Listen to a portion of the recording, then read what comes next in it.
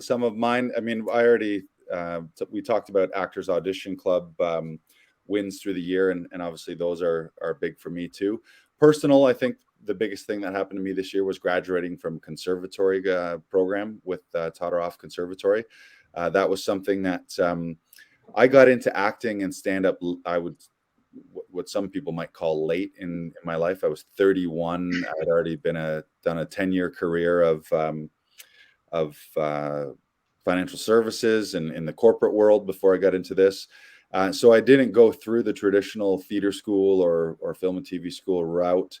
I learned a lot by being on set. I did a lot of background. I did every indie and student production that you could possibly do, and then had a piecemeal training of workshops and intensives and online learning and just my own learning. But I'd never gone through that all-encompassing foundational type program. And so in the back of my head, I started to anticipate having or reaching a point in my career where I was going to have imposter syndrome, where the further I went, I would be lined up against people who had gone to Juilliard and had studied with the Royal Shakespeare Company and had all this, just this amazing foundation of training. So I was starting to think like, oh, I kind of need that. And as luck would have it, the pandemic happened. Things were a little slower with live performances and live shows otherwise. So I was like, no better time to do this. And Todoroff Conservatory, for the first time ever, did a hybrid model where you didn't have to be in New York necessarily. You could do it from remotely wherever you were. So, and they reduced it from 2 years to 8 months. They had a full 2-year program, and then they just jam-packed everything into 8 months. So I was like, yeah, I can do this in 8 months. And I don't know that I would have bit it off if it had been 2 years.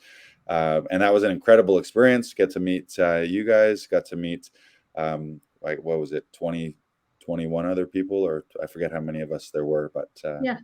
So 19 others plus our band of brothers and sisters through Todoroff, and that was a huge foundation for me. Just a lot of pride to even put those names and name drop on my resume. People like Mary Lou Rosado and Andrew Wade, and of course Tom, and all the other, like, dozens and dozens of other faculty that were incredible. And now we have lifelong relationships with them, and we're able to message them and email them and ask questions when we've got something coming up, and just be friends with them. That's really cool. And that was part of my goal starting conservatory, was, of course, learn everything we can learn personally as an actor, but a big part of it was to create a community and to meet a community of actors largely based in the New York area, and to connect with the teachers and faculty, so that I've got a sort of a lifelong Rolodex of people that I can rely on and count on and grow with and spend time with over the years. And that's all of that's already come true. So that was a huge one for me.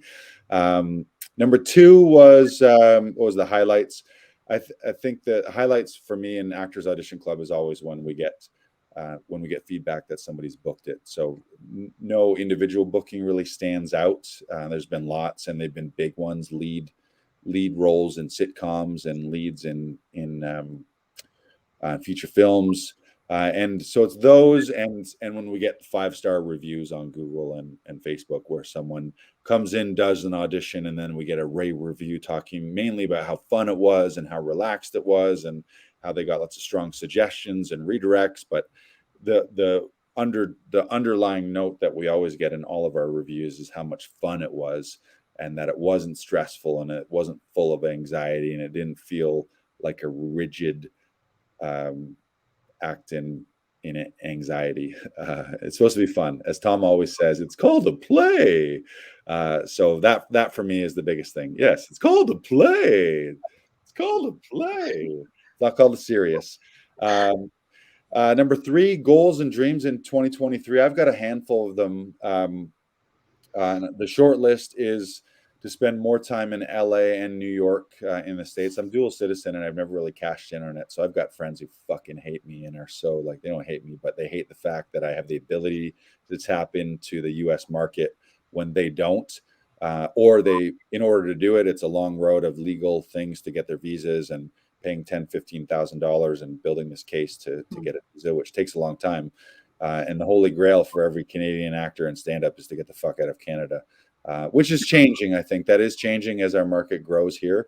But it's something that I want to spend more time in New York and LA for both stand-up and acting opportunities and theater opportunities.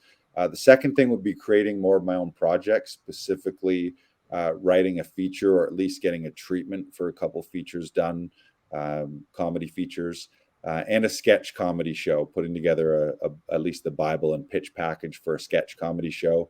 And the third thing that falls into that is some type of one-man show, whether you want to call it a one-man show or just a full stand-up hour, is developing a new stand-up show that I can tour, that is personal to me and personal to my life stories, and sharing more of my life stories, but obviously from a comedic standpoint and a fun standpoint. But yeah, I would love to be Mike Birbiglia is an incredible stand-up who has a Broadway show. It's like he's toured all over the world doing stand-up, and now his stand-up shows fall more into the one-man show category, where it's storytelling and act outs and all those kind of things. So that would be a huge goal for me, would be to develop that type of show where I can tour that anywhere, do a run at a Fringe show at Toronto Fringe or Edinburgh Fringe Festival, and just have that type of show in my back pocket that I can remount and tour across the world and share with the world. So that's my list. And number 4, thank you.